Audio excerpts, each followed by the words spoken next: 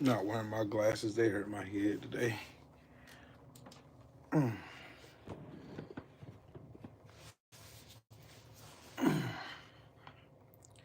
Good evening, ladies and gentlemen and sports fans all alike. I am Trill Will LDBC and nothing. And welcome, welcome to yet another live stream brought to you by moi. Ooh boy. Three things I ask when I go live. Number one, make sure that you subscribe to the channel. Make sure you click the bell icon so you'll be notified when I create content on this channel. Number two, make sure you smash the like button when you come in. That means you saying hello, and I'm saying hello to you back. Number three, and most importantly, make sure you donate to the channel and all that good fun stuff. Any old ways. Nicholas, what's up with it, man? What's up with it, Mahari? What's going on, little bro?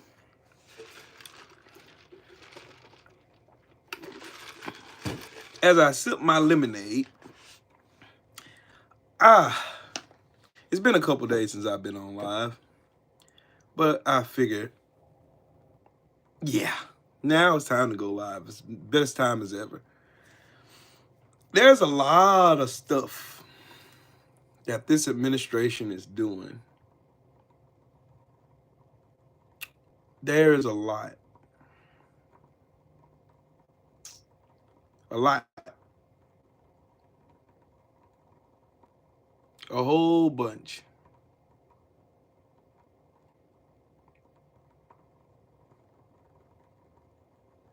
A lot. Let me first get out the way of stuff that people have questions about, but they're almost too afraid to ask. This past Sunday was speculation about Trump announcing martial law in the United States. I've done some research. Done a lot of research. Donald Trump cannot enact martial law at all. At all. It's not even a thing in America. The Constitution wouldn't allow it. It'd be struck down faster than he can open his fucking asshole on his face that he calls a mouth to even spew the words of martial law. Let's just go ahead and get that out the way. It's too many legal precedents in the way for him to enact martial law. That's why he hasn't done it and he can't do it. What's up, Cameron? What's good with the Queen? How you doing today? I hope you're doing good. Connor, Ben, and Eubank. Yes, I am watching it. Because I can't fucking stand Connor Ben, pet cheating clown. But anyways, number two, if Donald Trump enacts the Insurrection Act, here's what happens. And I know there's speculations of people thinking that the military is going to come in and swoop in and start aiming guns down at American citizens. Nope. Ain't going to happen.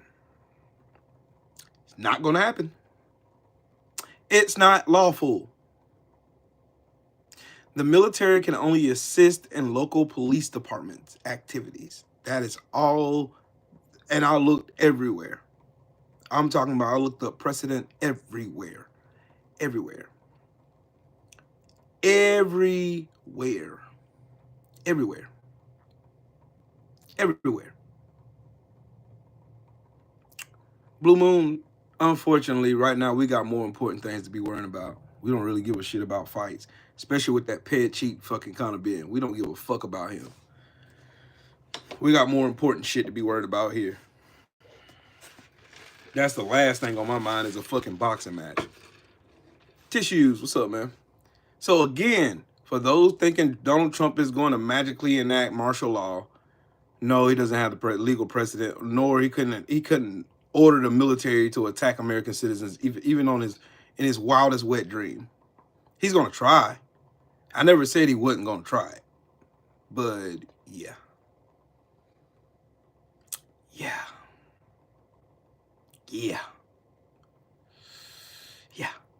That's why he hasn't done it. I have a random question for all you guys. I got a question. Y'all remember the part when I told y'all that elitists in this country, the rich people, the 1%, the one who hoard all the wealth from everybody else and want to steal more? The Black Rocks, the Vanguards, the all them, those motherfuckers who steal money. You know what I'm saying? Get government welfare, government handout and subsidies, and all this other shit. Y'all remember that part of me telling y'all that the reason why there's no manufacturing jobs, or why the middle class has been gutted, or why nobody can seem to make a livable wage in this country? And I told you because the elitists sold us out.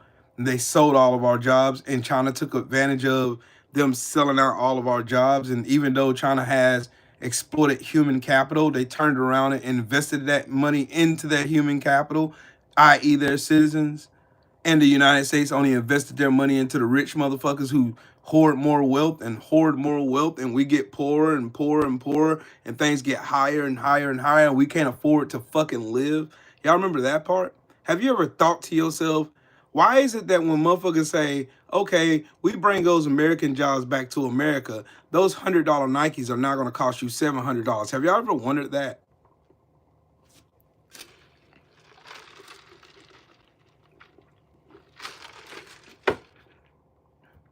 Have y'all ever wondered why every time you hear somebody like Trump or some dumbass billionaire get on TV and talk shit about, oh, we're gonna bring it back to America, and then they say, well, we bring it back to America, then it's gonna cost you $700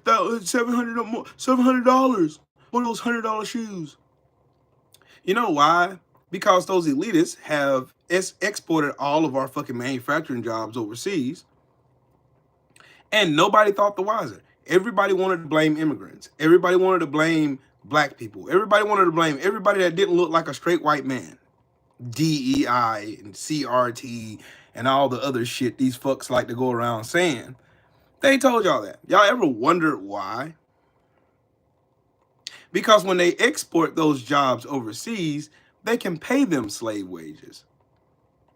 And like, for instance, Donald Trump in that proud to be an American fucking bullshit hypocrite Bible that he was floundering around like Oklahoma's dumbass, bought like a whole bunch of, spent millions of dollars on buying a copy of that bullshit Bible. You know how much it costs to make in China? Because that's where it was made. That Bible only cost $3 a pop to make. $3 a Bible. Donald Trump turned around and sold that same Bible in the United States for $60 a piece. Talk about a turnover. Do you understand where I'm going with this? The elitists have lied to you motherfuckers for, good God, forever. Hey, Donna.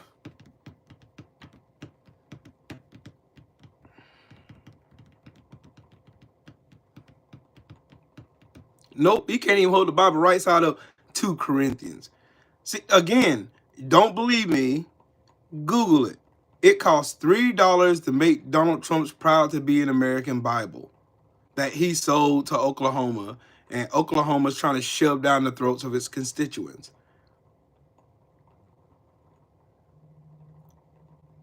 Poro, hello. Hey, Miss Bliss, how you doing? Yeah, Donald Trump, that Bible he was shoving, that Bible, that fucking fraudulent pile of shit that he put together, that he put the Declaration of Independence and the Constitution that he don't believe in any damn way in that motherfucker. Yeah, that Bible cost $3 to make in China. He exported those Bibles from China here, imported them here, and sells them to his dumbass fucking cultists for $60. And they don't bat an eye at it. They don't care. That's capitalism.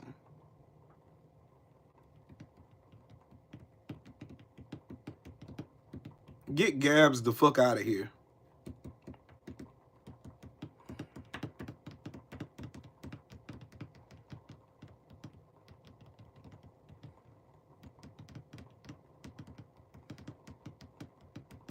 They don't care. None of these people are real Christians anyway. Anwar Willis, what's up, Brody? These people don't give a fuck. They don't care. These people are in a cult. Donald Trump supporters are in a cult. They're in a cult. All they care about is cult activities. Everything Donald Trump says, Donald Trump is loud, obnoxious, stupid, ignorant, and the whole nine.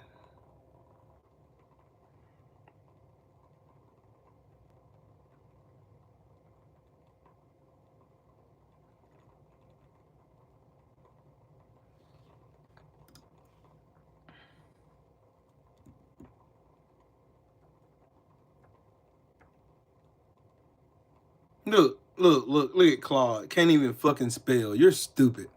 You're just mad because Kamala won. You want to know what I'm mad at? I'm not even mad because Kamala lost. I'm going to tell you what I'm mad at. I'm mad that now we're the joke of the fucking world. Our national security is shit. The person in charge of health and human services is a fucking heroin addict. Everybody in this administration is fucking retarded. None of them are qualified to do shit. They ain't even qualified to flip a penny. They ain't even qualified to carry my ball sack.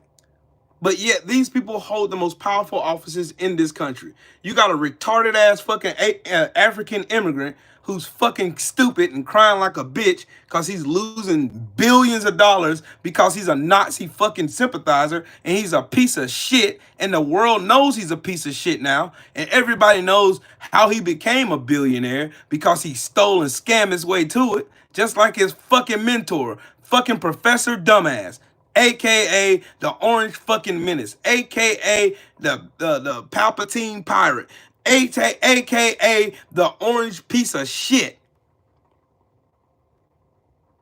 Why do you think everybody in the world hates this motherfucker? There ain't a soul on this planet other than Donald Trump and his cult of dumbasses that like his stupid ass. There ain't a person on this planet that fucking likes him. Not one. There ain't a country you can name for me right now other than Russia and Putin that like, and Putin only loves him because he can use his stupid ass whenever he needs to, because Donald Trump is in debt to him. Putin is the only person in this world that likes his stupid ass. The only one. The only fucking person on this planet that likes Donald Trump is Vladimir Putin. That's it. You can't name a fucking leader who actually is a good standing person, who has the backing of his country. You can't name one of these fucking prestigious ass leaders in this world that likes Donald Trump. There's not one. You can't name one. Look at this fucking idiot. Orange fucking dumbass.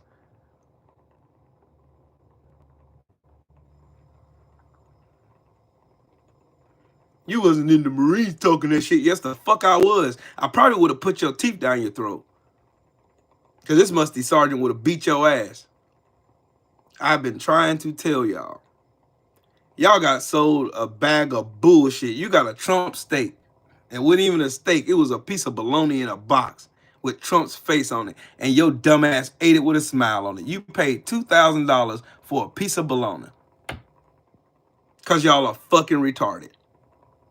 But don't worry, when this shit hits the fan, and it's going to expeditiously, it's going to hit the fan, and the next thing you know, when you feel it on your front porch, when it comes right into your house and sits beside you on that couch, that despair, and everything that people like me have been telling your stupid ass that was fixing to happen, when it starts happening, watch how fast MAGA turns against Trump. I already told y'all the first punch is going to come from MAGA. It's not going to come from the Dems. It's not going to come from the Libs. It's not going to come from nobody. It's going to come to the most unsuspecting place that you thought it was going to come from. It's going to come from MAGA. Because MAGA was built on violence. MAGA was built on ignorance. MAGA was built on white supremacy.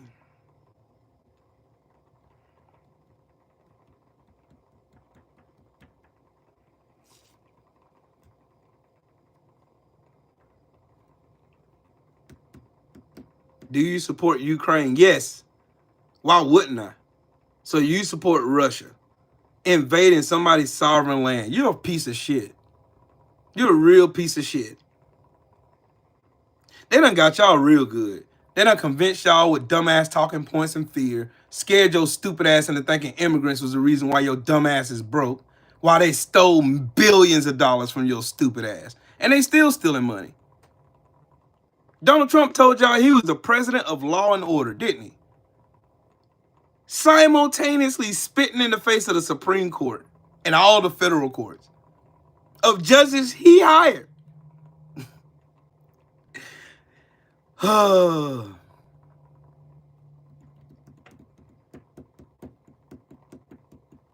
Y'all are the wildest bunch of dummies I've ever seen in my life. I have never seen so many people, grown adults, who's supposed to have common fucking sense. Common sense. I would at least gave y'all the benefit of a doubt, at least knowing y'all had common fucking sense. You don't even have that. Y'all got so warped in this fucking bullshit of Donald Trump stroking your dumbass egos, making y'all feel like you're welcome when he only was using you stupid fucks to get back into power. Because he know if he got back into power, there's going to be nobody to stop him. Because everybody's trying to suck up to Trump. Everybody. He's a fucking felon with 30... Now, get this. Let me tell y'all fucking irony, right? Donald Trump and his dumbass, goofy hypocrite, these motherfucking hypocrites sat up here and told y'all, if you took out a student loan, you need to pay it.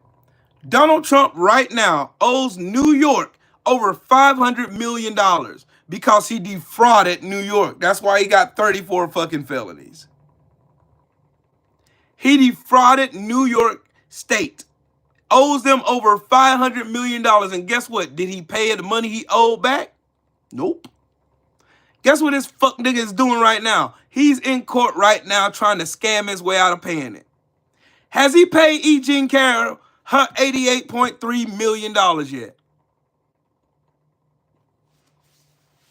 Since students, you took out a student loan, you should pay it back. How about Marjorie Taylor Greene pay back that fucking PPP loan she took out, that she stole? How about all them dumbass Republicans that got PPP loans that got forgiven? Pay your goddamn money then. Since you want to make shit harder on people who are already struggling, you fucking retards. Yeah, since y'all say it's a good idea that you need to pay what you owe, yeah, good. How about you have Wall Street pay back that money that the government gave them in 2008 for sinking the housing market then? How about that one? Billions of dollars. Up to trillions of dollars. Give us our money back. That was our goddamn money.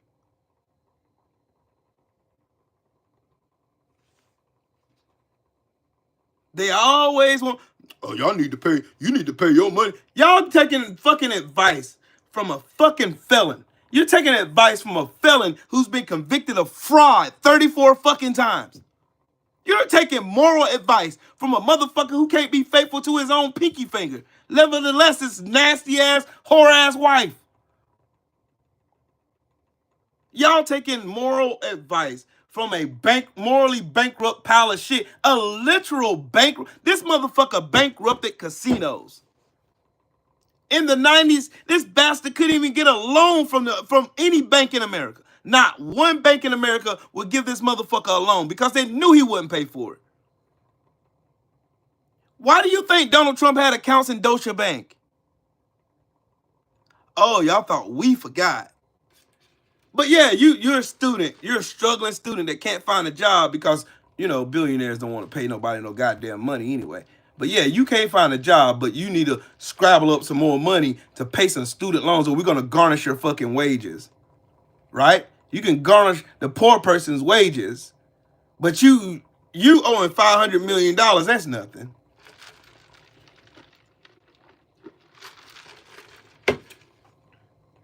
That's nothing. That's nothing. Oh, Donald Trump owes $500 million to New York. Yeah, Donald Trump owes New York right now $500 million. Right now. Right the fuck now. That's the gag for me. The irony of this raggedy, disgusting piece of shit administration. None of them bastards in that administration got the right to tell nobody fucking anything moral. None of them. How y'all sit there and let these dumbass bankrupt motherfuckers come tell y'all, oh, you need, if you signed that paper and you took out that student loan and you need to pay it back. Donald Trump, if you illegally touched a fucking woman, she sued your stupid ass for it and you got found guilty, you owe her $88 million, you need to fucking pay the woman. Oh no, you just went on TV and lied on that woman over and over. That's why she sued you for defamation and won. Oops. Whoops. Rudy Giuliani lost every fucking dime here. Matter of fact, Robert, I'll add one to the fire. Mike Lindell said he only got $5 in his checking account. Multi-millionaire Mike Lindell, the My Pillow guy, no fucking money. Fucking with Trump.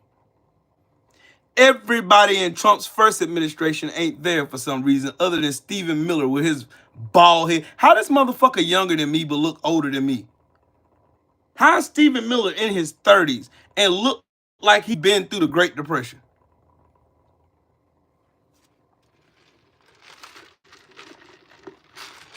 Steve Bannon trying to plot on what crowdfund he gonna steal from next. He look like he ain't took a bath in 28 years. Steve Bannon just a dirty looking fuck to me. He a dirty looking motherfucker to me.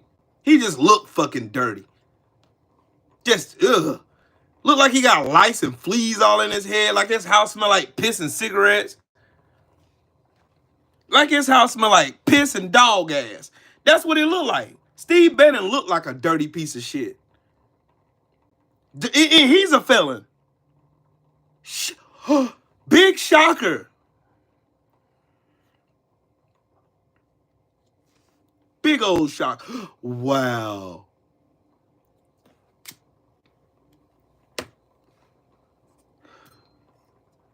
The amount of stupidity from this dumbass administration is fucking mind-blowing. Mind-blowing. No, they ain't degenerates, bro. They're a bunch of soulless, fucking gutless ghoul parasites. That's all they are. And they're parasitic to Donald Trump's ball meat. That is it. That's all, dog. There is nothing about this administration that's good. Nothing. You can't. Pam Bundy's a piece of shit. Christy Nolan's a dog-killing piece of shit. Tulsi Gabbard's a Russian piece of shit. Donald Trump is a Russian sellout piece of shit. J.D. Vance is a couch fucking piece of shit. Elon Musk is a plastic-faced retarded motherfucker that just happened to get money from his daddy's apartheid emerald mines that he bought people out they come. Not everybody sees it. Everybody see, and I done heard the comments, oh, why everybody was so hot on Donald Trump before he became president. That's because nobody really knew the real Donald Trump until he became president. Are you a Marine? Am I wearing the shirt, dumbass? What kind of stupid ass question is that? I served 8 years in the United States Marine Corps. Sergeant. That's Sergeant Will to you, dickweed. You're gonna talk to me, call me by my motherfucking rank. I earned that shit. That's Sergeant Will to you. Comprende?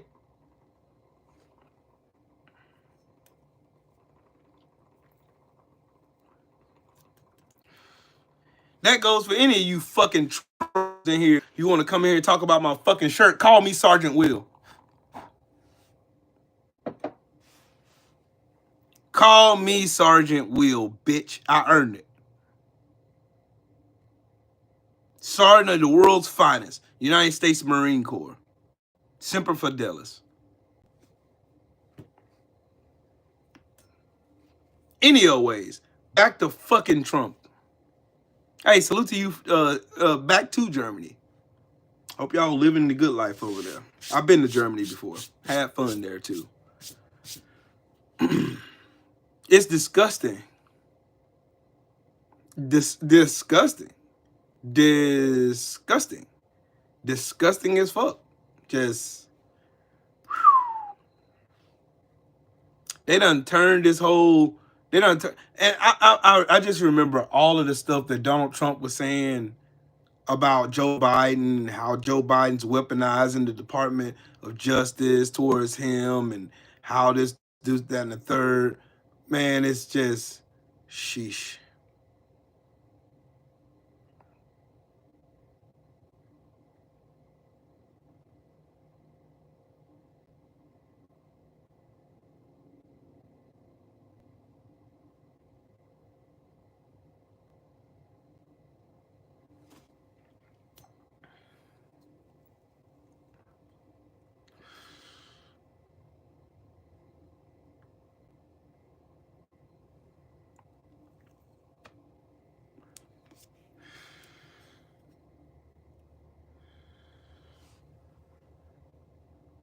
I seen a video.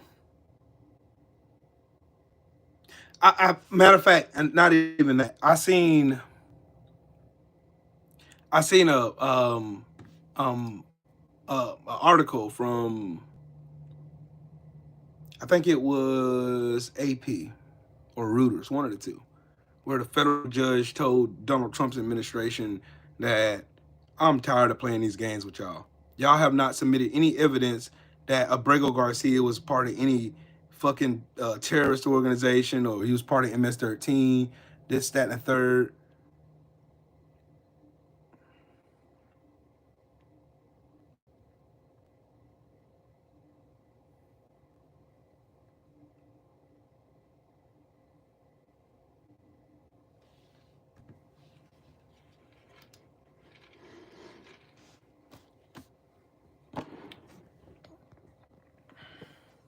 I want y'all to see this shit. Trump 2028. Rewrite the rules. Well, there's this thing called the 22nd Amendment, you fucking morons. Bro, let me hold 1,000. You got it.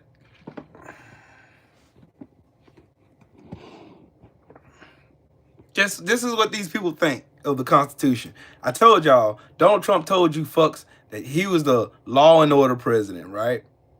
It's all about abiding by the law. Yeah, look at this fucking clown. Fuck you and Putin, bitch. How about that? Donald Trump said he was a law and order president. You can't serve another term. You're gonna try it, but your ass gonna get ran out the office. You still shower with your mama. Yeah, I shower with your mama. I put dick down her throat too. How about that one?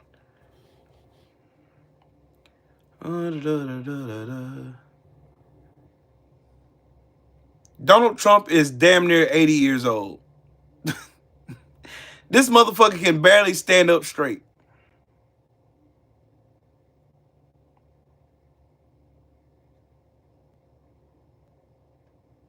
Donald Trump can barely stand up straight. And they talking about another fucking election. Sure. Sure. Sure. Sure. They're gonna rewrite the fucking Constitution now. I just wanted to show y'all that shit. Just so y'all think. Right, Mr. F. If he think, well, I'll tell you what. Yeah, hold on that one. I'll tell you what, that'll be an obituary I wipe my ass with. Tell you that now. These people think, like, they talking like Congress is just a suggestion. Like, oh, Donald Trump's gonna run anyway. No, the fuck he ain't.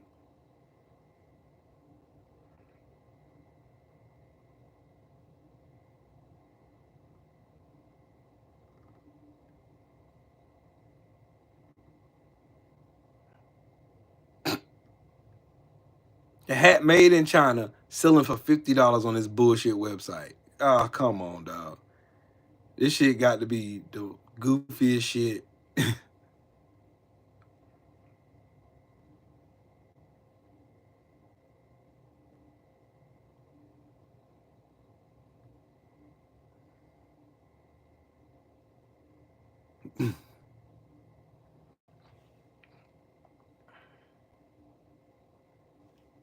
The 22nd Amendment says no person shall be elected to office to the office of president more than twice. Period.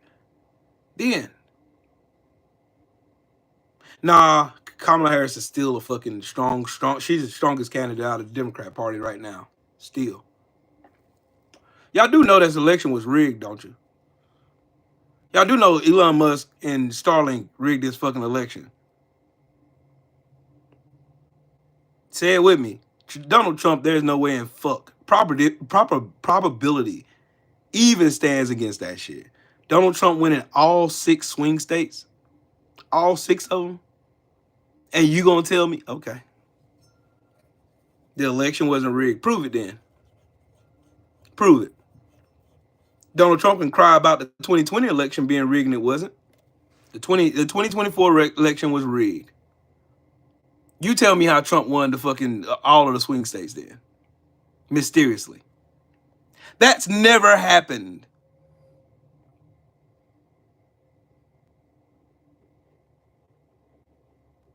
How was Biden president? He won an election, the popular vote, and he kicked Donald Trump's ass. That's how he won.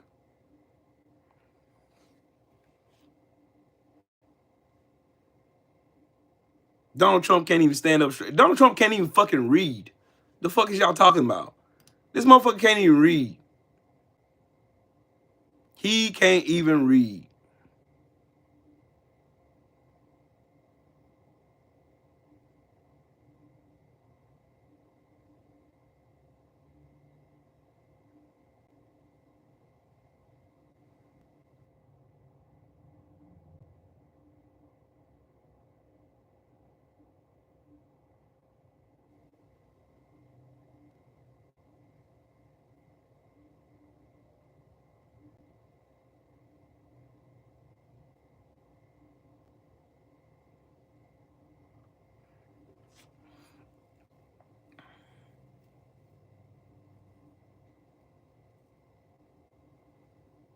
Every one of these executive orders Donald Trump did.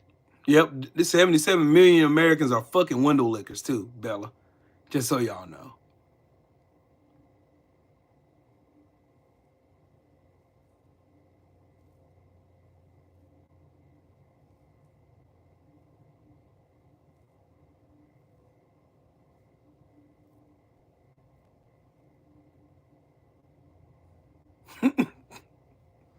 Yeah, the apprentice. You know what? The apprentice saved Donald Trump because Donald Trump was on the verge of fucking bankruptcy again for the 7th time. Yeah.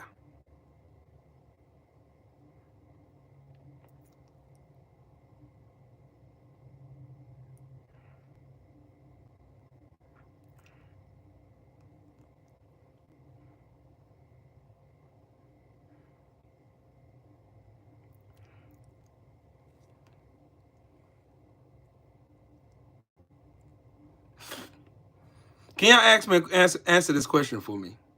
A federal judge blocked the Trump administration's efforts to require proof of citizenship to register to vote because you have to prove you're a citizen anyway to get voters registration. Because you can't just walk up to a voting booth and fucking vote because these people are fucking stupid. That's why we have voter polls. But these people just want to be fucking monsters. That's it. You're transphobic. Get the fuck out of here then. I don't like people like you.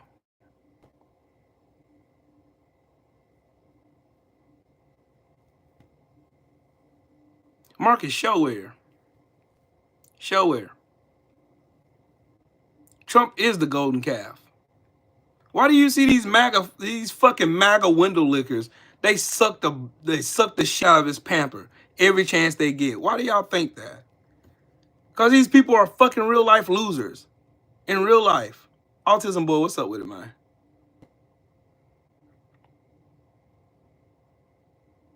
Donald Trump wants us to abide by his bullshit executive orders while simultaneously disobeying hundreds of years of precedent.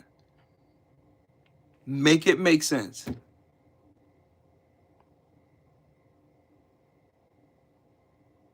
Look at this fucking retard. I know what time it is, don't you? Yeah. I love it here. You know why? Because I don't have to listen to none of these fucking trolls at all. You know why? Because I'm that dude. I am that guy. Because I can go in and I can control who I want to talk to me in my motherfucking chat. So therefore, I can do this. I can go here, and I can go to, let's see, subscribers. Let's go 20 minutes. Shall we? We shall. Trolls, you can shut the fuck up. Bye, trolls. Suck my dick on your way out. Thank you. Now, back to talking to people with a working brain. Anyways, while we was being distracted by goofballs sitting in here running their fucking mouths about dumb shit, back to shit that really matters.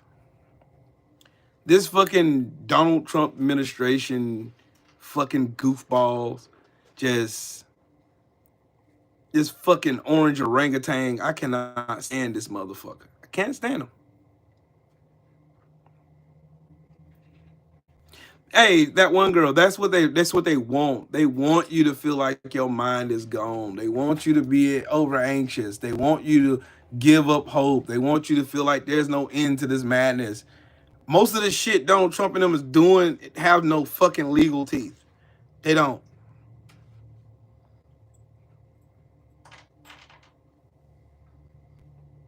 They don't. Aunt Banks, what's up with it, family? Look, I was lying. Then why on a Fox poll they say Donald Trump is doing absolutely fucking trash on inflation, tariffs, the economy, foreign policy, immigration? They all say Donald Trump is a piece of shit. Are you encouraged for the next 4 years? What does that say? 38% says yes. 51% says fucking no. You really outdone. Donald Trump out shitbagged his own self. Donald Trump has shitbagged his own self. Now, I could. You a better one than me, that one girl. I can't do it. No, ma'am. I can't do it. I couldn't be in the same room for 5 minutes with a fucking Trumper. I couldn't do it. Nope.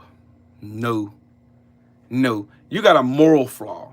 It's not just the fact that I just don't like Donald Trump. Donald Trump is a piece of shit. Donald Trump is a real live, living, breathing, walking, talking piece of shit.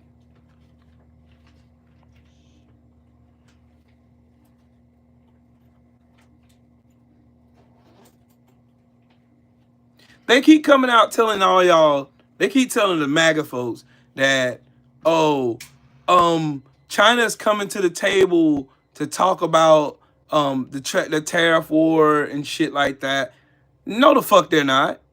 No, the fuck they're not. China's not even interested in listening to Donald Trump now, no more. They don't listen to this motherfucker. They're over here building more motherfucking trade partners and trade partnerships with other countries. They even working with one of their sworn fucking, I'm talking about thousands of years sworn enemy, Japan. Anyone who knows anything about China and Japan's relationship, you would know these motherfuckers are arch enemies. They do not like each other at all. At all, not one bit. At all. Now they're working together. And y'all, Japan is selling off buns like fucking hotcakes. And these motherfuckers are man, come on, bro. If you voted for Donald Trump, you have a character flaw. There's something morally wrong with you. I can't be around your stupid ass. Because you make dumbass decisions. You vote based on emotion. And false emotion at that. And it's baked in fucking racism and white supremacy. That's what it is. You can't be around me. You can't call me your friend or call me family or say you love me or you want the best for my family and you turn around and you vote for this shit. No, you can't do that shit. Nobody can.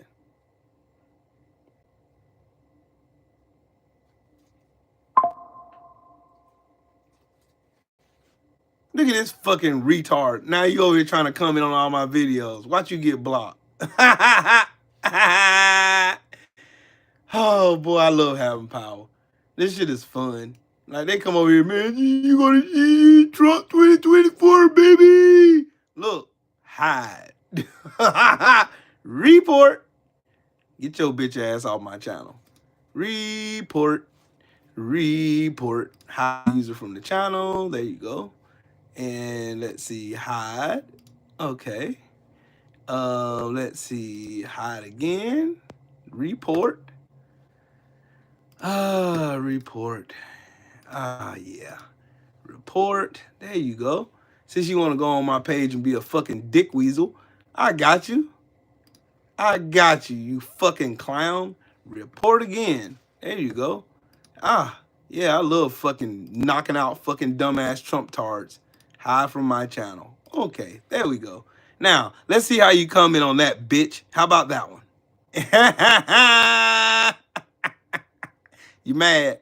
Be mad. Sit your bitch ass on the sidelines and shut the fuck up talking to me. I love it. I love it. Don't y'all just love it? Just love it. I love it. It's not eerie to me, Nicholas. I seen it coming. I'm gonna tell y'all, listen to me. Listen to me. The first time Trump got that bullshit tariff war off, nobody was ready for it. Everybody was dealing with the pandemic. Donald Trump thought he was gonna be slick and slide that tariff war right on up in there when everybody was trying to piece together their countries. Donald Trump tried that same bullshit this time, but only this time, everybody was already expecting it. They already seen this shit coming a mile away. Canada seen it, Mexico seen it, fucking Japan seen it, China seen it, Vietnam seen it, everywhere. Everybody seen it. Donald Trump is as predictable as you taking your next breath right now. He's as predictable of me grabbing this cup of lemonade and taking a nice old swig from it.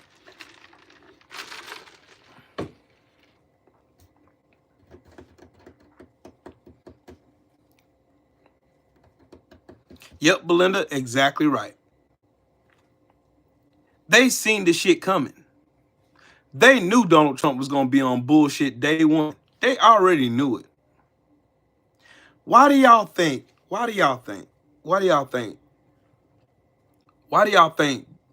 that Donald Trump, that everybody was saying all this shit about Donald Trump, or what would happen if Donald Trump become into power again? Why do you think?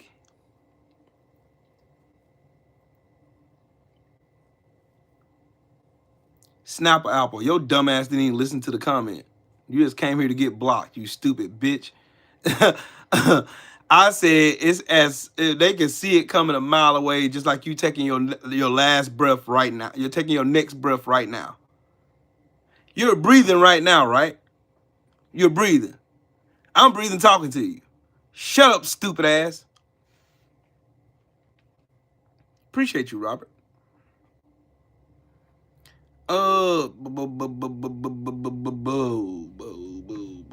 That's the thing about Donald Trumpers. That's the thing about you fucking mindless ghouls called Trumpers. Y'all motherfuckers don't think for shit. Y'all don't even have a fucking, y'all don't even have the fucking, the cognitive dissonance to even, I wouldn't even waste brain space on you fucks. I don't. I wouldn't even waste brain space on you people because y'all don't even think y'all are people. Y'all are mindless sloths just waiting on Donald Trump's orange face covered in Cheeto dust and his fat ass get done eating Cheetos and fucking ketchup because he's fucking disgusting to come out and tell you your next fucking ghoulish order so you to mindless go around reverberating around the country so everybody would hopefully believe that you have some semblance of smarts like Marjorie Taylor dumbass Greene. Like that trailer whore. Y'all know why they say ignorance is bliss, right? Ignorance requires no thought. The most ignorant bunch of motherfuckers on the planet. Y'all notice that Donald Trump don't write none of these executive orders. Y'all do know that, right? None of these executive, like I tell you how I know. You know how I know? Look at Donald Trump's expression when that fucking pencil dick comes out reading those fucking executive orders. Where Donald Trump is enacting the fucking Suck My Dick Act of 2025, and this is going to tell people to blah, blah, blah, blah, blah. Donald Trump going to say, well, we're going to sign this executive order because Donald Trump can't fucking read. The Heritage Foundation, who masterminded this whole plot with Peter Thiel, they're the ones who are pulling the fucking strings. And being that none of these dumb fucks really know government, they think they can just do whatever they want because Donald Trump is the president. And he's got this little bitty semblance of immunity. It'd be some shit if the Supreme Court turned around and rescinded that bullshit. They couldn't let me be president. They couldn't let me be president. Let me be the president. Let me be the president. Stacking the Supreme Court. 4 more justices. Oh, that ain't enough. 6 more fucking justices. 6 of them. 6 more justices. So 9-6.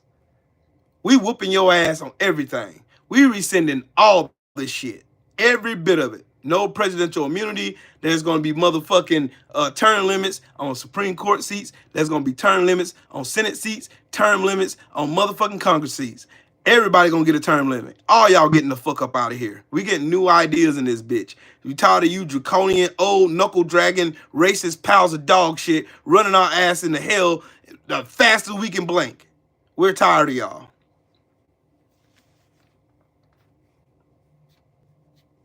We are sick of y'all. We done. We sick of this nigga there.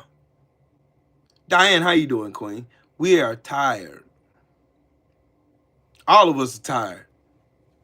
We tired of the bullshit blame game. We tired of the bullshit finger pointing. We all know the real reason why America's in the shape that it's in. 2 things. Elitists that are fucking greedy and racism. That's the only 2 reasons why America fucking sucks.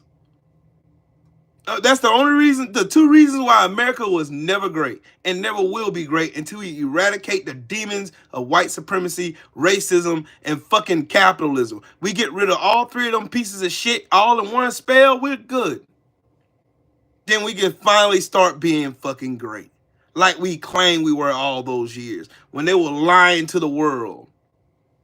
Oh, America's the greatest place to live. No, the fuck it ain't. It's not. They fooled its constituents with the fucking the impasse fucking imaginatory thinking of freedom. You don't have fucking freedom. If you had freedom, why in the fuck is Donald Trump telling you what the fuck you can and can't say? Why is Donald Trump sending fucking Gestapo raids to motherfuckers protesting the fucking genocide in Israel? Why? Why?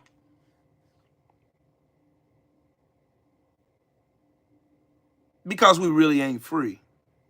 We are free-ish.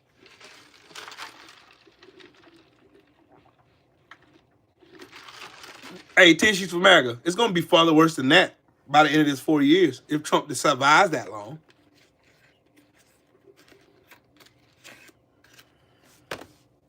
Every time I see this motherfucker's face, I want to punch him right in his fucking shithole, right in his mouth. I want to punch him right square in his fucking face. Him and Elon Musk. Elon Musk is he's got one of the most punchable faces I've ever seen in my life. One of the most fucking punchable faces.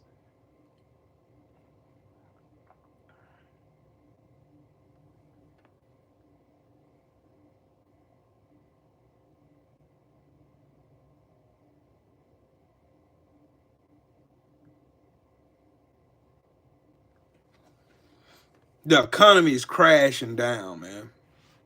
Everything's crashing down.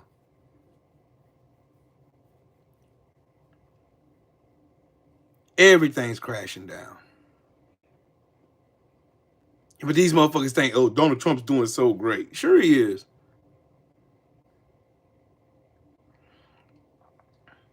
Yep. Shout out to Mahari in the super chat. He said Trump knows it's over after midterms. That is a fucking fact. Trump knows it. They all know it. That's why do y'all think Donald Trump is moving at warp speed? Not even Trump. The Heritage Foundation and Peter Thiel. Why do y'all think they are moving so fast with all these bullshit, anti-American, fucking anti-constitutional, fucking bullshit executive orders because they're using this bullshit ass fucking immunity bullshit on Trump. Because as long as Trump says it, they know Trump can't be prosecuted, but they can. Like I said, every last one of them motherfuckers will be in jail. Fucking with me. Do I have evidence to throw them in jail? Yes. Contempt. Violation of the Constitution. I got plenty of ammunition. Plenty of it. And you know who gave me the evidence? The media they bought and paid for. You gave me the evidence. I don't have to look for it. It's right there. Y'all got documentaries about Trump's criminality. And everybody in his administration, Marjorie Taylor Greene for insider trading. The same thing Martha Stewart got arrested for and went to jail. Yep, going to prison. Send your stinking musty, yo fake blonde, bad built, butch body ass straight down to the fucking penitentiary for 5 good long ass years. Now sit down and think about you insider trading and stealing money, fucking raggedy rank bitch.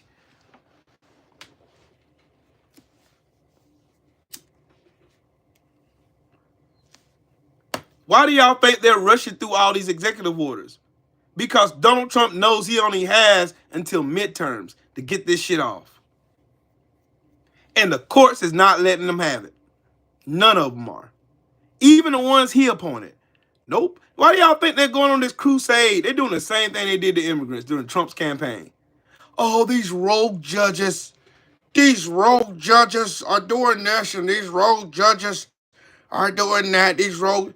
And the Republican Party, don't let me not forget about these raggedy, rank, disgusting, spineless, ballless pile of shit called the Republican Party. Let me talk about them. They're the reason there's a Donald Trump. They're a bunch of fucking cowards. They're scared shitless of Donald Trump. There ain't a Republican in the Republican Party. They even have a quarter of the balls of Jasmine Crockett, and she's a female. That says a lot. They ain't all these so-called big old bad brawly ass fucking alpha male. These alpha men all in the Republican Party are a bunch of fucking pussies. Bitches. Bitches. No balls, no nothing. Ken dolls. That's what I call them. They're all a bunch of fucking Ken dolls. No balls, no nothing. No genitalia present. Donald Trump tells them bitch ass monkeys to jump. How high, Mr. Trump? You only tell us the best way to jump, Mr. Trump. We suck your toes just like you told us, Mr. Trump. That's what they are. Bunch of fuck. Why do y'all think nobody's asking the Republican Party for accountability for doing their fucking job? Why do y'all think nobody's out here doing that shit? Why? I'll tell you why. Because everybody knows they're complicit. Everybody knows they're a bunch of fucking cowards. Everybody knows that these sniveling little bitches aren't going to do nothing but coward in the sight of Donald Trump.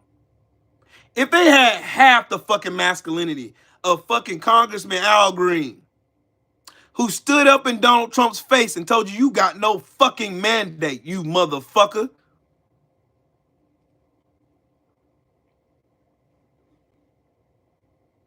If you're going to be like somebody, be like Congressman Al Green.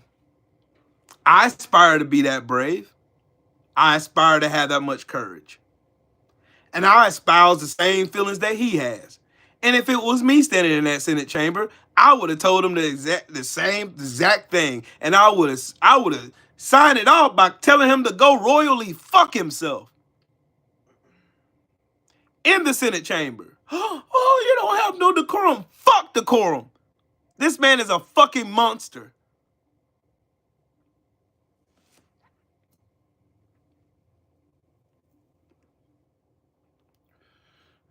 Hey, Tracy, I've been doing that already. Prayers up for Carmelo Anthony, his mom, his dad, siblings, everybody. Prayers up for them people. It's a shame how a bunch of fucking internet fucking cowards get on the internet and lie on these people. The truth is enough. You know why they ain't gonna tell the truth? Why y'all think they've been lying on Carmelo Anthony? Trying to depict him as a thug, as a gangster, as a delinquent, when it was a 4.0 student, standout star in his class. Why do y'all think so? The same reason why they demonized George Floyd.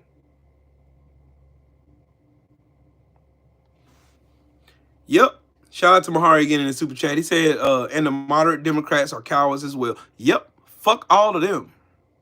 I've seen all these motherfucking old ass established Democrats get all in their fucking feelings because David Hogg said he want to primary their fucking safe seats.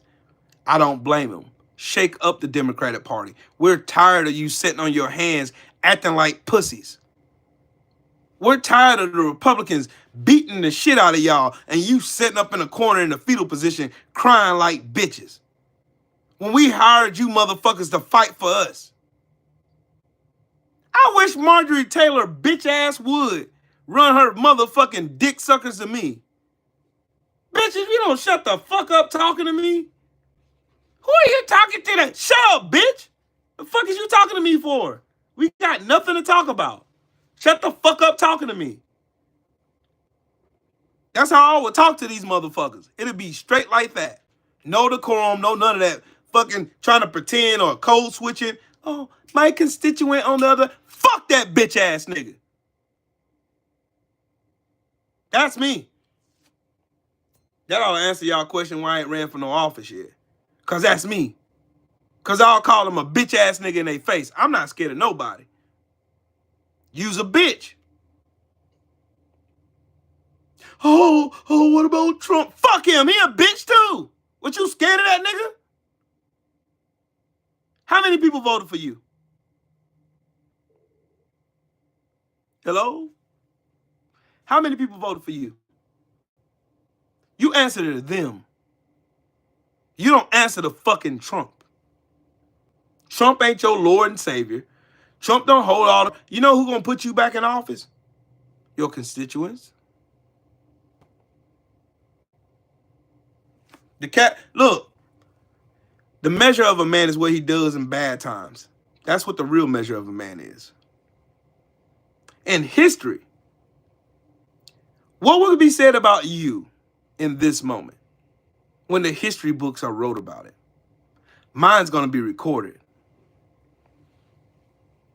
Mine is going to be on video, even when I'm not even on Earth anymore. Mine, you'll be able to go back and you will be able to watch me tell Donald Trump to go suck the fattest AIDS-filled dick he can with his eyes wide open. And I hope he choke. You will hear it.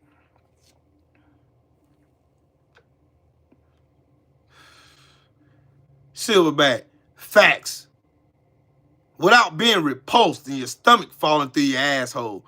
That shit makes my damn skin crawl. That bitch is disgusting. You see how she built? She built like a lunchroom lady. She built like Charlotte Flair. Wide shoulders and flat ass. Sit your goofy ass down somewhere. And your eyelashes to stop you from thinking. What? When has that got... What? Yo, bad built butch body bitch? Oh, that shit right there felt good when Jasmine Crockett said that shit to her goofy ass. That shit was funny as fuck.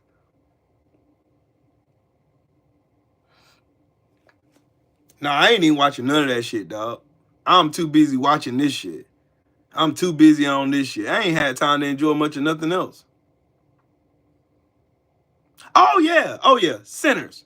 I was gonna put the Sinners poster on here, but then yeah, I wanted to shit on Trump for a few minutes. But yeah, let me give y'all my thoughts on Sinners, because I don't know if y'all seen it yet or not, but I'm gonna go ahead and ruin it for you. So go ahead and cover your ears. Spoiler alert. I'm gonna ruin your shit. I'm gonna tell you how Sinners is a big ass fucking bullhorn to every minority and marginalized person in America. Okay, now to set up the premise. Two brothers, twin brothers, played by Michael B. Jordan. Smoke and Stack, Elias and Elijah.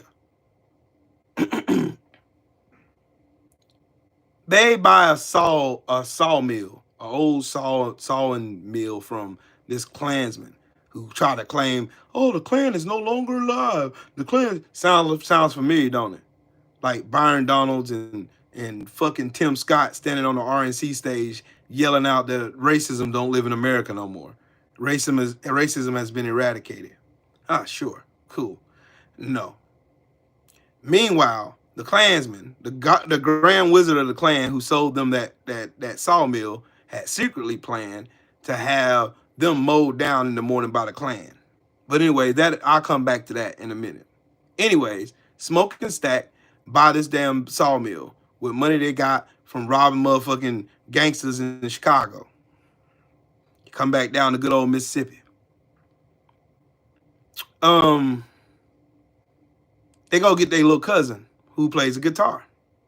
His dad is a PK. His dad is a preacher. He's a PK, like me. Plays a guitar, talented young man. Name is Sam. And Sammy can sing. I'm talking about Sammy has a special voice. He can sing. So they ride, him and Sammy, well, Stack and Sammy ride down to the train station and pick up Slim. Pick him up. He's playing a harmonica. Runs into this white passing girl named Mary. And make sure y'all button that point right there, Mary. Jax, what's up with it?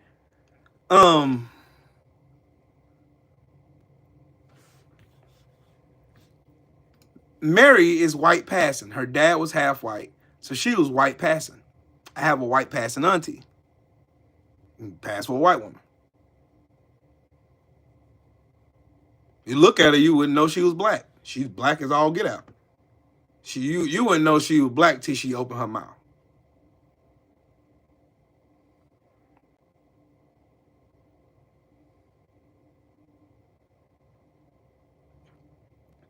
Anyways, so he goes to this grocery store. His brother, Smoke, is at the store where Chinese lady, her and her husband, Bo, they ran two stores. One store for black people, one store for white people. They were across the street from each other. And if you look up the history of it, that was actually true. Ryan Coogler did his fucking research. Now, I'm going to pause right there. Everybody got this in their head that this movie somehow is a horror film. It is nowhere near a horror film. It got aspects of being a horror film, but it's not a horror film. Because in this film, the fucking messaging, the metaphors, the wordplay, the symbolism, all that stuff trumps all over the vampires and shit. It trumps over the vampire shit like a motherfucker. You won't even know it's a horror movie. By the time you start feeling the messaging start coming across real fast. It starts coming. And it starts sprinkling it in there from the beginning when the Smokestack twins get the motherfucking sawmill from the Klansman, the Grand Wizard of the Klan, right? So he goes into the little convenience store, the little country store, and he's talking to Bo and his wife, and he's trying to get a sign made, negotiates with them, and then he goes outside to people he knew trying to boost his truck. So he shot one in the ass and shot one in the knee. He said, "Nah, I'll be damned if anybody say he ran across one of the Smokestack twins and I let him make it." Nope, he ain't let him make it. Shot one in the leg and shot the other one in the ass. So meanwhile, Stack is riding with Sammy, and they got Slim with him. They got Delta Slim with him, who plays that mean ass harmonica, and he's a piano player. They ride up on Cornbread. Cornbread is in the field. That's the one that said, I'll get to that in a minute. But Cornbread is in the field. They sharecropping with him and his wife and their kids out picking cotton, getting their quota up so they can get paid. But anyways, picked them up. So he's over here announcing to the city and everybody saying, "Hey, y'all come to the juke jump tonight. It's gonna be lit." We're gonna go through some. We're gonna fast forward. I'm not trying to spoil the whole movie for you, but I'm just trying to get to the real juicy, the meat and the potatoes of the whole thing. So we fast forward to the night where everything goes down. The Chinese couple's there. Oh, and I forgot a big old part. Smoke had been married. He was married to his wife, and they lost a daughter. They lost an infant baby. And she gave, and one of the key things you need to watch for is the mojo bag that she made for him and put it around his neck. It was to keep him safe. And at the end of the movie, it said it kept him safe while he was in World War One. Because Smoke and Stack both fought in World War One together. They both, the two twin brothers, was in war together. That's why they were gangster. Jesse, what's up, man?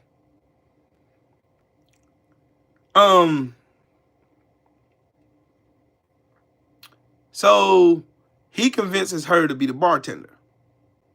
He convinces his wife, his estranged wife, to be the bartender. So, meanwhile, let me pause there. Mary and Smoke, they used to deal with each other. But Smoke was protecting her secretly because if Smoke and her, Mary, who's white passing, were seen in public, they knew the Klan was going to have a field day with that shit. Being that in the 30s, there were a lot of lynchings down there in Mississippi. Right? Baby J, what's up with it? Sinners is the shit. I'm telling y'all about Sinners. This is my thoughts on Sinners. And me and my wife shared the same sentiments when we was watching it the first time. Then we watched it again. Then I watched it the third time. Then I was like, oh yeah, I'm sold. But anyways, fast forward to the night of the opening. Cornbread's at the door. He's a security. First person on stage is Delta Slim. Delta Slim is playing that piano. Everybody's dancing and people buying drinks, whatever. Here comes Mary. Mary walks up in, goes to the bar. Everybody knows little Mary. Everybody done grew up around each other, so everybody knew each other. Mary was considered to be family around it, even though she was white passing. What's up, kid? Life 7 times. What's good, bro? But yeah. She comes in the bar, whatever. Everybody's getting down. So Smoke asks Sammy to get up and introduce himself. Basically, give his musical introduction. So he pulls that guitar out. And he starts singing. And they broke into this monologue of the different kinds, different genres of music. And the influence of black culture on music. And the sheer beauty of it was fucking amazing. They had an electric guitar, they had African dancers, they had Chinese dancers, they had everything. They had tribal everything. Oh, and another thing, there was a Choctaw Indian tribe who were vampire hunters. And a white man named Remington that was running away from them, ran into the Klansman house and turned them into vampires. Pay attention. Okay, so anyways, they go on in there. Sammy is tearing the roof off this place. And this whole monologue of all this different aspects of music and stuff. And the powerful, because you know, back in the day, they used to say there was a connection between music and the afterlife and the spiritual realm. And so Sammy's voice, along with his guitar, gained the attention of the head vampire, Remington. So him and them two Klansmen waltzed their lily white asses to this fucking juke joint. And stand out with their banjos and all that. Y'all need to pay attention to this. This is the powerful part. They're trying to get in the juke joint. And I'm going to pause that right there. Here's what we got so far. They're talking about the assimilation of white culture stealing their way into black culture. Pause right there. And then I'm going to elaborate on it some more. It's a lot of it. I done skipped a whole shit ton of stuff. A whole shit ton of stuff. So, long story short, they turn them away from the door. Send them on their way, send them packing. He said, I'm going to walk slow in case you change your mind. Nope, we're not going to be doing none of that. Even though they sounded good at the door, they turned their asses the fuck away, which is the smartest thing they could have done. Closed the door, continued jamming, whatever, whatnot. Mary convinces Stack that she wanted to go out there to see what they was on, what type of time they were on, whatever. So she walks up, white passing ass, right on the outside, goes to the bench where they're singing at, and they start talking about it because Mary's mother just passed away. Oh, you're experiencing a lot of pain, blah, blah, blah, blah, blah. So the lead vampire starts saying all kind of weird shit, and Mary's getting ready to go. And he starts slobbering, really, really bad, slobbering. Well, she gets up, pulls, because Stacker gave her a fucking piece, gave her a revolver. She had pulled a revolver on him, told him, no, now I'm be making my way back on the inside. They showed, and at the same time, they gave her 2 gold pieces. Said this is from a different time in a different place. And so she turns to walk away to go back to the club. Remington jumps up and starts flying, flies toward her, and the camera cuts out. He got her. Now, y'all pay really, really, really close attention to this part. Mary goes back up to the door, now turned into a vampire. Nobody knows it yet. And she tells Cornbread, well, aren't you just going to stand by the door, or are you going to let me in?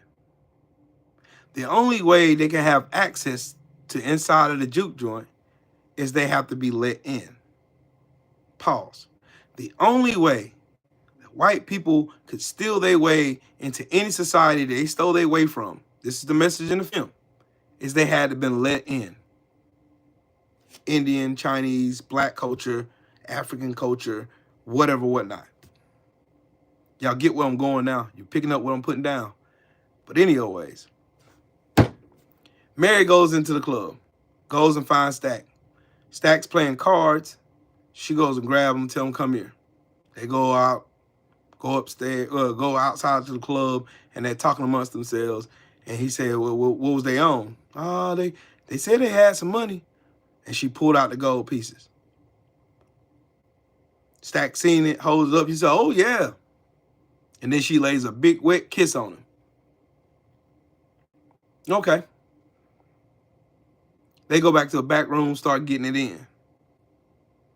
Now, mind you, Smoke, everybody else in the club is doing whatever, blah, blah, blah. Time go by. So Smoke tells Sammy to go tell Stack that he need to holler at him. Because a fight broke out and somebody got cut across the face. And they had to fuck him up. So Sammy goes back, knocks on the door, and he sees Mary on top of Stack. Okay. He goes, close the door. He says, oh, I'm sorry. Typical embarrassment. So he goes back, and Smoke says, I thought I told you to get my brother. He said he busy getting some nookie. Nah, man, he need to come here now. We need to handle this. So Smoke, Sammy, and everybody walk up, go to the door, and he said, now, y'all get decent now. Smoke tell him, y'all get decent now. And he opens the door. Mary's on top of Stack, biting a whole fucking hole in his neck. And she stands up. And you see Stack on the ground holding his neck, blood gushing out everywhere. And he's like, what the fuck? So Smoke pulls out them things and lets him go. Bah, bah, bah, bah, bah, bah, bah, bah, bah, bah, bah. Empties the clips on her ass. She falls on the floor. Next thing you know, Mary rises up again. And she said, we're going to kill every last one of you motherfuckers. And bolts toward the door. And by the time she run past Smoke again, Smoke put a bullet on her ass again. And she just ran like nothing happened. So they shut the club down. Everybody got to go. So everybody leave. Cornbread, mind you, had left his post at the door to go take a leak. And they put Delta Slim at the door because the love interest of Sammy, which was a singer, yeah. The love interest of Sammy, who was a singer, he was up there admiring her. So Delta Slim was Pretty much just standing by the door. Smoke asked him where cornbread. He said, man, he went to piss 2 days ago. Cornbread already got by them vampires. So here comes Cornbread, the infamous scene you seen in the preview. Him walking to the door and say, hey, ain't you gonna let me in? No. So, long story short, they don't let him in. And he said, well, can I have my money? Y'all remember seeing on the preview where he's holding his hand and he's going like this? And he handed him the money, then he pulled his teeth out and tried to bite Smoke. Well, what happened then when he tried to bite Smoke, Smoke pushed him off of him and pulled out his daggone Desert Eagle and shot him in the face. And they picked him up and scurried back into the building. All right. Now, Mary and Stack are outside with Remington. All of them singing songs, dancing around each other. They done turned everybody that left that party into vampires now.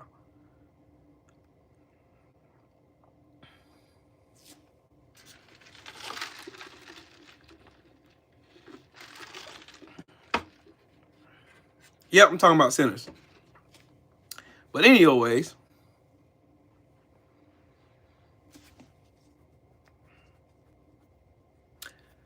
Smoke had left Stack in the room, locked in the door. I done fast forward past the whole part. Smoke left Stack in the room. He was in denial. Like, my brother ain't dead. My brother ain't just a dead body. That's my brother. We've been through everything together. Cool. So Stack wakes up. Now he's a vampire. Telling his brother to open the door. Man, on my mama, open the door, man. Blah, blah, blah, blah. Wouldn't open the door. So finally, Stack breaks down the door. And Smoke's estranged wife, who was a hoodoo queen, who knew about hoodoo, got some pickled garlic, and threw it in his face, and he took off running outside. So she gives him the rundown of what vampires, because she would call him a Hank first. Because, matter of fact, let me pause right there, because at the door, Cornbread came back after he got bit by a vampire. She said, why don't you go ahead and admit it? You a Hank. You already dead. He said, I don't be listening to that voodoo noise. We ought to be out here. We always talking about this imaginary stuff. We need to be out here doing what we need to be doing. And then Delta Slim asked, what would we need to be doing? He said, be nice to everybody. It was weird, but it was cool. That was a cool ass part. But anyways, the Chinese lady sent her husband Bo out to go get the car. He got turned too. So he comes back. And the guy that got cut across the face had passed out from losing so much blood. And they thought he got bit too. So they drug his ass outside. He was still on the right side when he got drugged outside. He finally wakes up and Cornbread is making a beeline straight towards his ass. And he all beating on the door telling him, let me in, man. I'll pay my tab, man. Let me in. By the time they opened the door, Cornbread already got him and bit him. Closed the door. That's when she gave him the rundown. You need silver. You need a stake to the chest and sunlight. To tell him all about the stuff that she knew back then of vampires. But anyways, whoo boy, I'm telling y'all all the stuff. I was trying to bypass a lot of this stuff.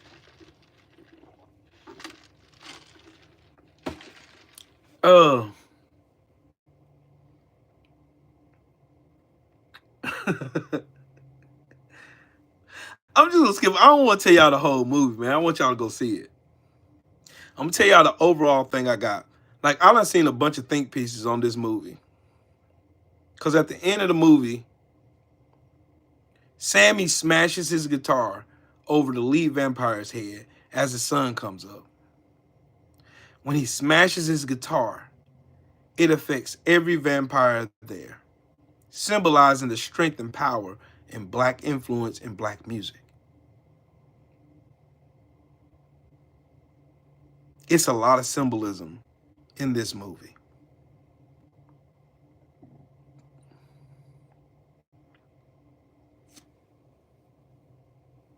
It's a lot of symbolism.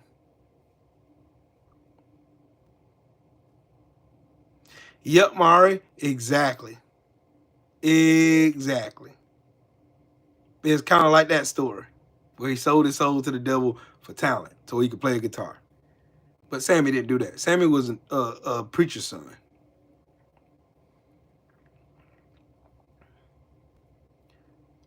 Yep. Yep.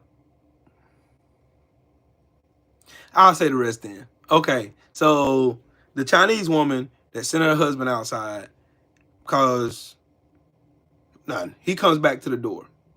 Come on, baby. I got the car warmed up, ready to go. She refuses to go. They tell him that's not your husband. But she's standing right there anyway. And then Remington comes to the door and he's telling them, I'm going to go to the store and pay your daughter a visit. And she goes ape shit fucking crazy. Her husband's standing right there. And mind you, Remington is now speaking Chinese. And she freaks the fuck out. So after that part, they shut the doors and go back in and they start arming up, getting ready. Because they know they're going to have to fight. Sun's not coming up for a couple hours. They got to fight. Anyways, they're outside. The vampires are all outside singing. And the Chinese woman looks outside the window and sees her husband singing with the vampires. And she loses her fucking mind. She goes and makes a Molotov cocktail and sharpens a fucking thing talking about, we're going to kill all of them. You was a Marine. You're fucking stupid. There's a bunch of vampires outside. Anyway, she sees her husband lose her shit and she tells all of them to come in. Let me just tell y'all, I wanted to smack the fucking shit out this damn woman. You invited all them motherfuckers in there? If it would been me, your ass outside. Your ass is going outside. You take your ass out. You done endangered the life of everybody in this motherfucker. You done told all these motherfuckers, it's 30 of them and only 6 of us, and you told them motherfuckers to come in? So all hell breaks loose. So Precursor, Smoke's wife tells him that if she's bitten, to go ahead and put her out her misery. She got somebody on the other side waiting for him. The somebody she was talking about was her daughter. So they all, the vampires bum rush in there, and the Chinese woman tries to throw the Molotov cocktail. Remington smacks that shit out the way, and it catches the barn on fire. Now all the vampires is coming in attacking. They stabbing up vampires here and there, left and right. Stab them. So finally, Smoke's wife gets bitten. The Chinese woman gets set on fire as she's stabbing her husband. And she dies. And so they all scurrying out trying to get out that bar. So you done lost the Smoke's wife, the Chinese lady, she's gone. And now Delta Slim sacrifices himself so everybody else can get out. Meanwhile, upstairs, Sammy is the one that they want because of his powerful voice. And they told him at the door, Sammy's coming with us. We'll let y'all live if Sammy can come with us. No. Smoke and Mary outside with Remington, with Cornbread, with everybody they done turned. Now. Yep, Jackson, that's true. But anyways, okay, so they out here fighting. And now Smoke and Stack are fighting each other. They tussle. And now Smoke gets the best of Stack. And he's sitting on top of him with a stake, about to stab him in the heart. And then his brother looks at him and says, you always told me you were going to protect me. He said, I am protecting you. And then the camera goes out. So you don't know what happened. So I know by the end of the movie, you'll see in a second. But anyways, they're all fighting. So Sammy, he tells Sammy to get out. That's how Smoke and Stack ended up fighting anyway. Because Stack was trying to turn Sammy. And Sammy wasn't going. So Sammy jumps out the window and he starts running off, trying to run towards Smoke's car so he can get away. They was telling him to get away because they wanted him to save himself. They didn't care about themselves. So he scurries on and Remington chases after him. Jumps out, does that little weird flying thing, lands behind him, and they start fighting him, throws him in the water, talking all kind of shit. And he's choking Sammy, telling him he's about to turn him because he needed his influence. Sammy picks up his guitar and he smacks Remington in the head with that guitar and it breaks. And the little metal piece of the dobro guitar, if y'all ever seen a dobro guitar, it's got a metal circular piece in it, sticks in his head, and all the vampires start shaking and shivering like it's a bad noise in their ears. And then the sun comes out. Remington's getting ready to cut the turn Sammy. And that's when Smoke shows up with a brutal fucking impelling through the heart. And he turns to fucking ash and dust. Whew. Just, Boda, what's up, man? Oh, man. But that's not the end. Remember how they found out that the dude they bought that fucking sawmill from was the fucking Grand Wizard of the Ku Klux Klan that was planning to come there to kill all of them, was because Remington told him. He said that's his nephew right there. He had turned the Klansman's nephew so he could see his thoughts. So they knew it was coming. So the morning comes, sun wipes out all the vampires, and now you got Sammy and Smoke's car, Smoke and Stack's car, driving back towards home. Smoke stays there at the sawmill waiting on the Klansmen because previously when they bought that building from that Klan, they had told them, they said, if I see you or any of your Klansmen brothers step foot on this property, I'm going to bury you where you stand. And he was going to keep his word about it. And that's exactly what the fuck happened. Those Klansmen showed up. There was a scene where he sat up and thought about all the people he lost that night. There was a scene where he was almost damn near crying, trying to roll a cigarette because the last thing his brother asked him to give him a cigarette. So, Klansman roll up. He pulls out all kinds of guns, kills every fucking racist Nazi Klansman that rode their fat asses on that damn property. Buried them all. Shot the Grand Wizard, and he was crawling. He was the last one left.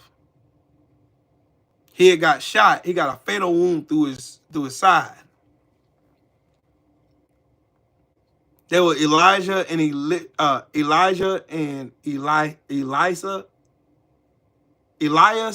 Elijah. Elias is Hebrew for Elijah. They both were named Elijah. You're right. But anyways, he got a mortar wound through the side. He asked the Grand Wizard for a cigarette. He was trying to plead and beg his way out. And then he seen the vision of his wife and his daughter that both perished. And that was the sweetest, most powerful scene in that movie. And before he took his last breath, he unloaded the clip inside of that Grand Wizard's ass. And it was a beautiful thing to watch. Meanwhile, Sammy's driving back. He arrives at his dad's church while his dad is preaching. And he's still got that broken guitar in his hand. And he walks up. His daddy tells him to drop that guitar and stop playing music. And Sammy said, no. Jumped his ass back in that car, drove to Chicago, and became a blues singer. But it was played by Buddy Guy, and I love Buddy Guy. If you're a blues guitar fanatic like me, you'll love Buddy Guy. I love Buddy Guy. Buddy Guy is a talented one. He used to have a polka dot Fender guitar, and I love that fucking guitar. It was an American Strat. It was an American Strat. Love that guitar. But anyways, guess who rolls up into that bar? This is after Smoke had died. Everybody had done died except Sammy. Stack and Mary show up at this bar. And Sammy is now in his 80s. Just got done playing a set. And he sits down at the bar. He said, I watched over you for years. Sammy tells him, I've seen everything I need to see. And Stack tells him, I could turn you. And you ain't got to worry about being sick and old no more. He said, no. I done seen enough. So the last thing that Stack asked him was he wanted to hear one of those old blues songs, like Back in Mississippi. So he pulls out his guitar, he plays him a song. And he gets up and walks out of that bar. Whew! Boy, that was a good-ass story. That was a good-ass story. That was good. And I skipped a lot. A whole lot. I can see the movie playing in my head while I'm telling y'all.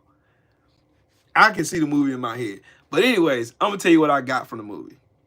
The vampires were symbolic of white supremacy, infiltrating cultures and stealing and pilfering and poisoning everything it touches. Smoke and Stack represented the resilience, the rebellion, the steadfastness, the fight for everything we got. To our last breath. The Nat Turners. That's who they represented to me. The Hoodoo Doctor. She represented the soft side of black women in our culture. The nurturing part. The one that molded soldiers like them. Molded soldiers like Nat Turner. Molded soldiers like my grandfather. Molded soldiers like my brothers. Molded soldiers like me. Mary was the white girl who dates a black boy. Now she speaks AAVE. Now she talks like black women, cosplaying as black women, doing this. You talk, because you can listen to the way she talked. The way she talked in that bar to Sammy, to Stack, to Smoke, to everybody was AAVE, all incarnate. If you hear it, and then she goes outside to talk to those white people, to Remington and his band of fucking Klansmen. Oh, it's perfect English. Oh, hi, I just came out for a breath. Inside, she was like, nah, fuck that. You holding up the drink now, ain't you? Let's go to the bar and get a drink. The symbolism in this movie is so fucking powerful. It's beautiful. It wasn't even a horror movie. I didn't get scared one time in this movie. Not once. My wife is known for jumping. She get jump scared all the time. But this movie, me and her was sitting on the bed like, we looked at each other. Hey, you remember that part where they said, yeah, that represented, oh, that's pretty much the whole conversation we had after we seen the movie. No, the steak from Smoke killed the vampire. The shot from the guitar stunned him, and it shocked everybody. That symbolized the power of black music. The power in black music. The power to shake cultures, to shake everything. Because remember, slaves sang while they worked all these crazy hours from sunup to sundown with little to nothing to eat, with nothing but hope. Those hymns where they, like Sammy did a song and he just hummed. And the hum was powerful.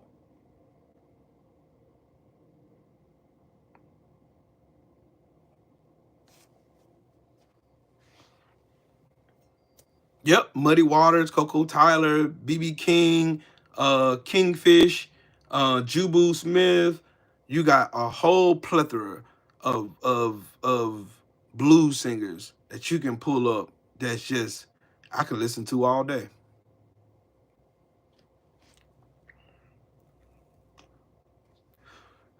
Go see Sinners. I gave y'all the hyper abbreviated version, but I walked you through the whole story though. I can't say that. I can pat myself on the back for that. I did walk y'all through the story. That, when I tell y'all the story It's not like they labeled it a horror movie, but to me it really wasn't a horror movie. It was a horror noir movie. It was horror-ish. It has aspects of being a horror movie without being a horror movie. If that makes sense to y'all. It has aspects of being a horror movie. Aspects. But it was sheesh.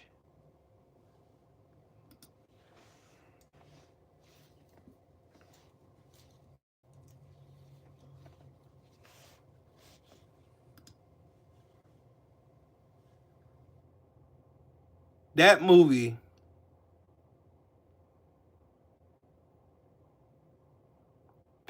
was a masterpiece. An original movie. And guess what? Y'all want to know what happened after that movie made its debut? White supremacy did. You hear them all come out talking shit about it. They ain't made no money. You ain't did this. You ain't did that. Oh, this is not. It's a flop. It's a this. It's a that. No, it's not. No, it's not. They had Irish dancing in. They had everything. And I want y'all to look at this painting. This was at the end of Good Times. They made this painting come to life. They brought it to life. Ryan Coogler and Michael B. Jordan and the whole entire cast of Sinners brought this painting to life. And it looked just as good as a work of art as that painting right there. I've never seen a movie do that much justice to a painting this powerful.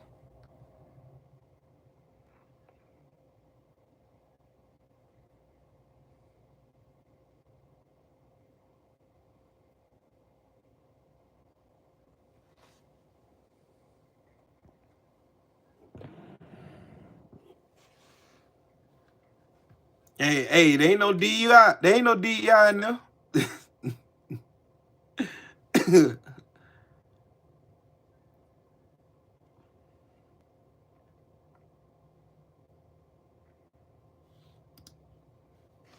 This, I can show y'all pictures of it. This right here is Sammy. Preacher Boy Sammy. Sheesh.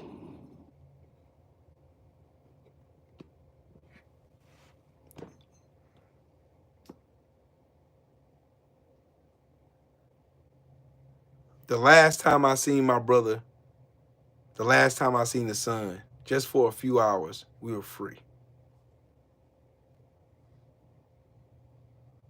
That right there. Right there. That's Delta Slim in the back, Sammy right there, and that's his love interest right there. I forgot her name. Smoke Stack Cornbread. Mary standing in the back, and that's Smoke's wife right there, and Sammy right there. That's when the white folks try to come and infiltrate the daggone juke joint. And that's the twins. Michael B. Jordan. Y'all gonna stop sleeping on Michael B. Jordan, dog. Y'all gonna stop sleeping on Michael B. Jordan. Michael B. Jordan played both parts. Exquisite. You couldn't got another person to play it that good.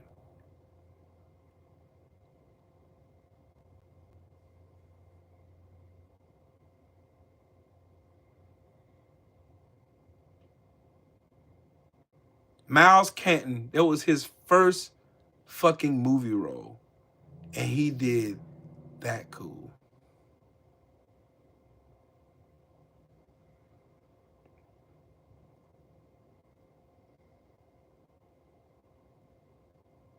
The church demonization of blues, hoodoo, black spirituality, Jim Crow, white passing, Irish colonization, East Asian migration in the Deep South.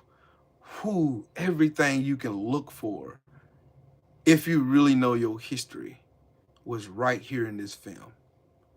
Every bit of it.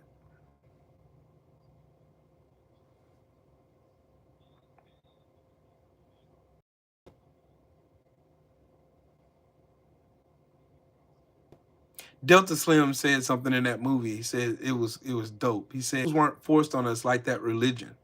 We brought it with us from home.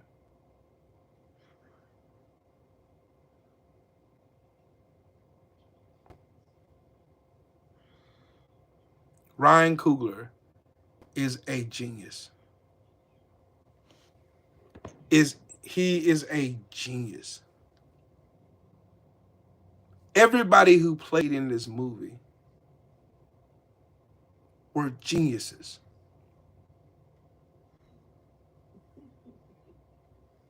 Everybody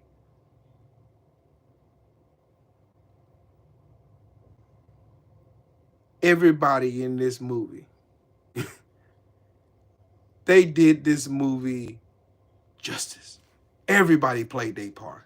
There was nobody superseding no one.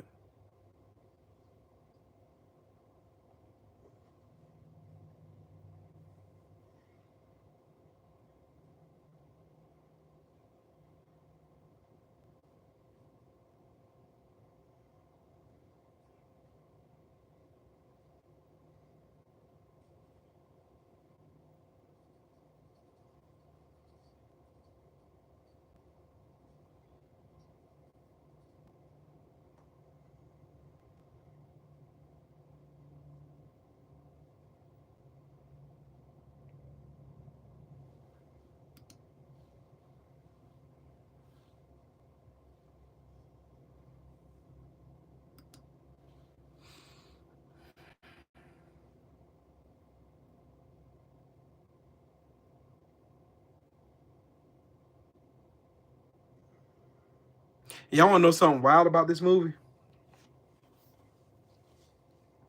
There was not one shred of nudity in this movie. And it didn't need it. The pure sexuality of this movie was just there. They didn't have to force it on you. They didn't have to have somebody running across the street with their ass out. None of that shit. It was literally just a film about black culture. About black family. Like you had Sammy walking around, those my cousins, my blood cousins. Proud. And I remember as a kid bragging on my cousins. That's my cousins. What's up, sir? Go see the movie.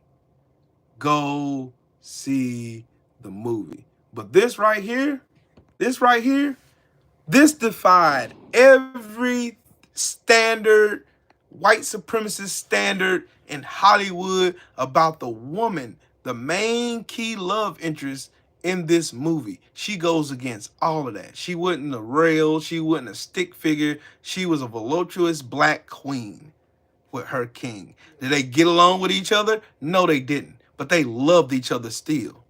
They still loved each other. And they fought side by side with each other. And he had to be the one to put her down, which is one of the hardest things. I'm pretty sure the hardest thing a man will ever have to do if he was in that situation in real life. That right there. She didn't say nothing promiscuous. She didn't say nothing stupid. She didn't do none of that goofy shit. She exuberated like real femininity. She reminded me of my wife. Like how my wife look at me. Like how we talk. Like everything.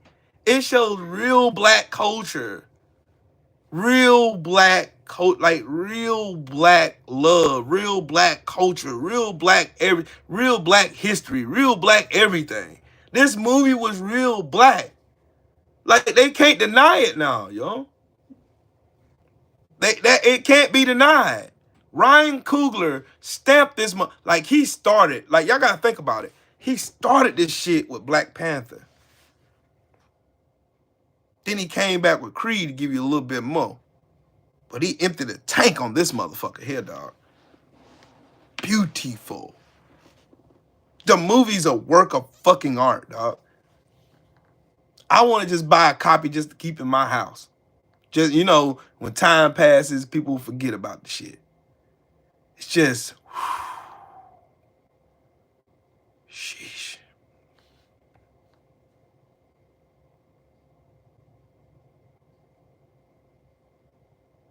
I seen the movie.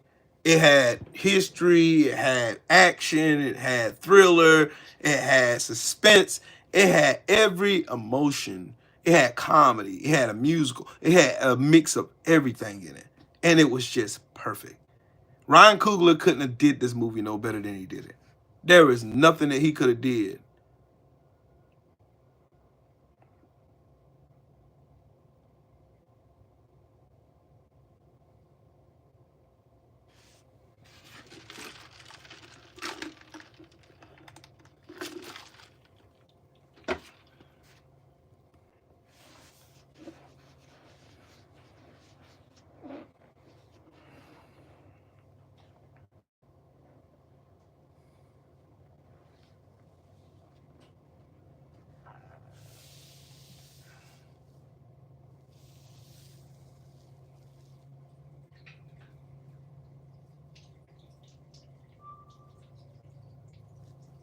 Miles Canton can actually really sing. Top three movies. This one's my number one. Number one. Numero uno. Best movie I ever seen. Get Out number two because of the message. And then every other movie I ever seen after that. So you got my one and two. Because I done seen a shit ton of movies in my lifetime. But these movies, sheesh. Sheesh.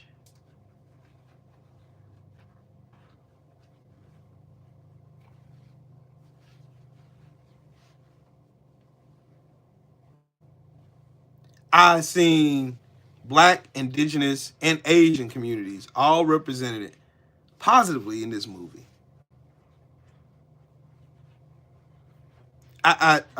Oh, it was good. Her name was Pearline. Sammy's love interest in this movie was Pearline, but she was married. And another deep message that you probably didn't get, all the seven sins, seven deadly sins, were all in this movie.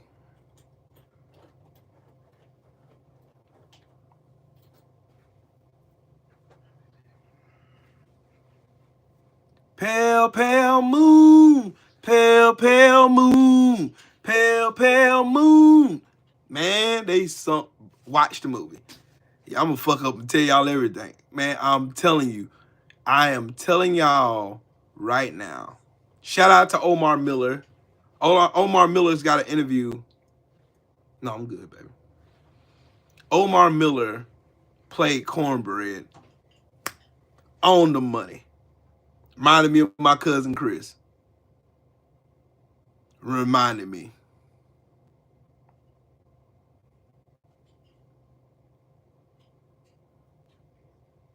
Like, whoo, boy. I swear. The movie excited me from start to end. From start to end, that movie made me proud. Ryan Coogler is a fucking genius. Him and his wife are two fucking geniuses. I've seen it 3 times.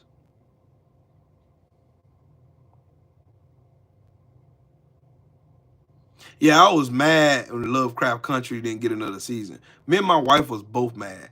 We was all in it.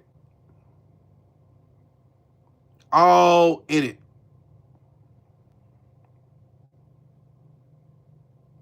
We was all in it.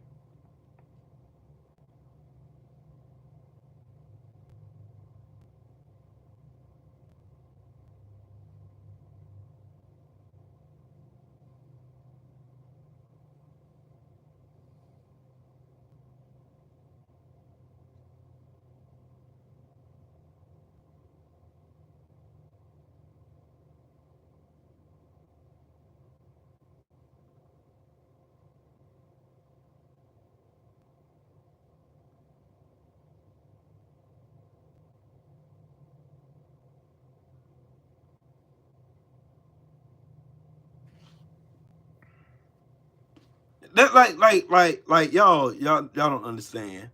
There's been movies that have been hyped up to me, like hyped up, super hyped up, but then there's sinners. Like when you have the hype and the movie matches the hype. When I tell y'all, as a black man watching this movie, how proud I was of Ryan Coogler, Michael B. Jordan, and the whole entire cast, Omar, all of them. When I tell y'all, sweet mother of God, Haley Steinfeld, she played Mary. When I tell y'all, this movie did it for me on every aspect. It did it for me. It did it for me.